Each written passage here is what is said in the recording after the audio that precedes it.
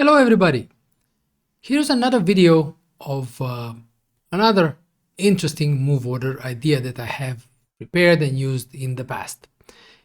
It is about the ultimate goal in chess, about tricking Najdorf players out of their beloved opening. So what I have done in the past when I have played, I have to add a bit inexperienced Najdorf players. After e4, c5, I had commonly used the tricky move knight e2.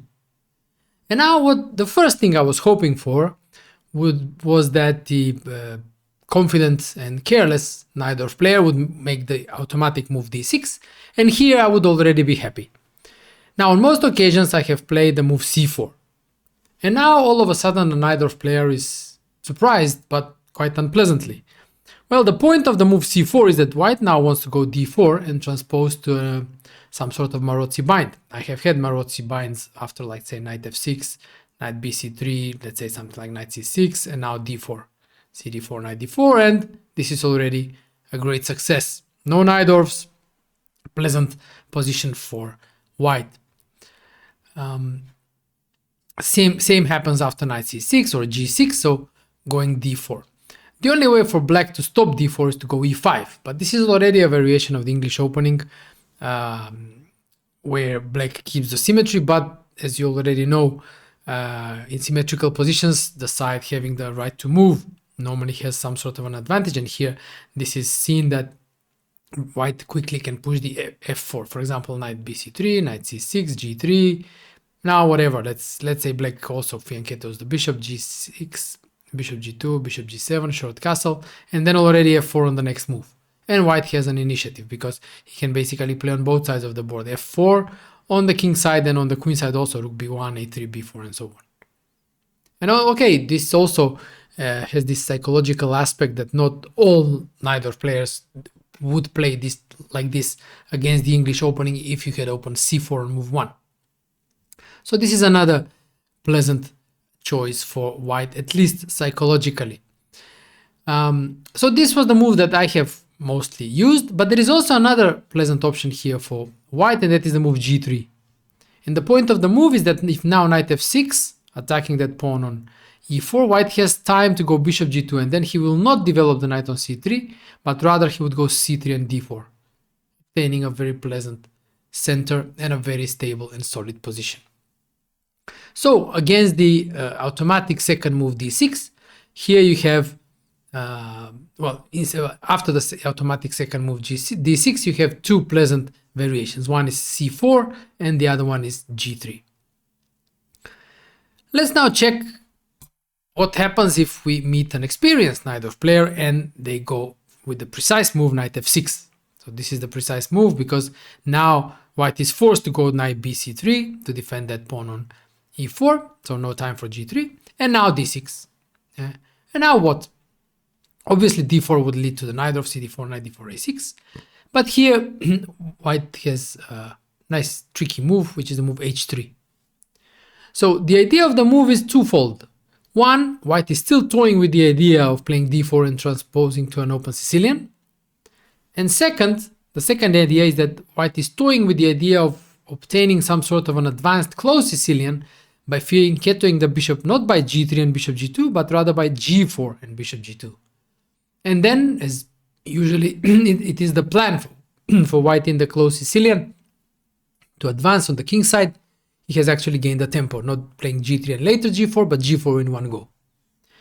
So what happens now? Black is still at a crossroad. If he really insists on staying in Najdorf territory because d4 is still an option, he can go a6, yeah. But now already g4, yeah, gains in strength.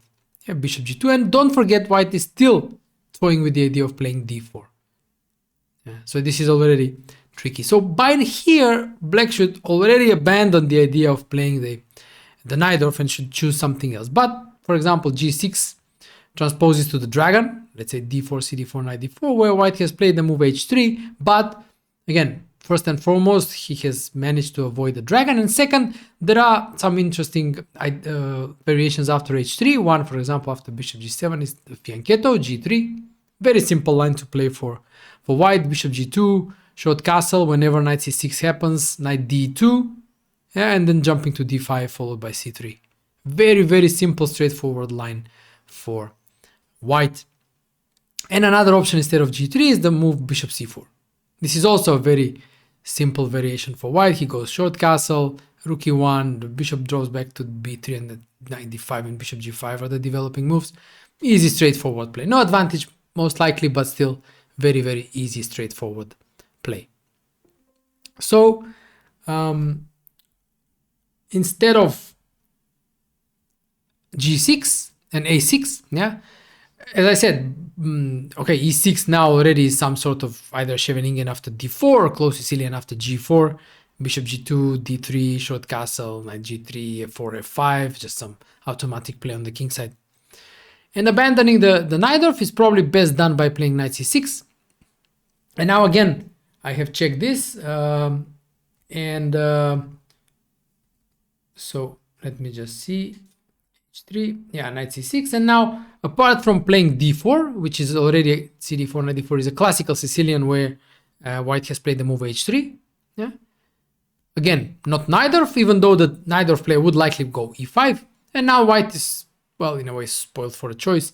He can go knight f3, bishop c4, bishop g5 with some positional lines, yeah. Or maybe the most straightforward is just to take on c6, knight c6, bc6. Yeah, now either bishop c4 or bishop d3, yeah. And then followed by something like b3, bishop b2, maybe the knight will go to a4, c4, if allowed to achieve all this, yeah.